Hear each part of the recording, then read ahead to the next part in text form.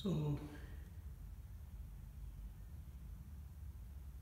the side cover for the valve rods has been removed, and if you can see, this is the cover, and this gasket inside looks like inflated or popped towards the guides. If you see these dents are the grinding, these are the one were touching to the rods,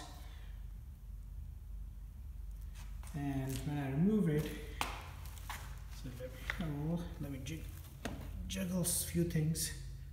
So if you see, they are slightly popped.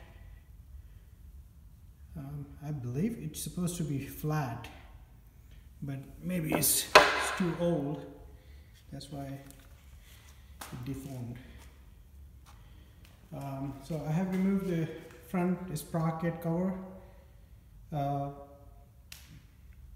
have removed the hydraulic pump right here, and the tubing is there. I also removed this is the cover, and I also removed this governor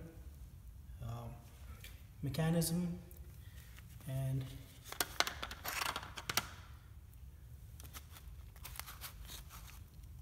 so this mechanism, it has very huge ball bearings, I believe 4, 5, 6.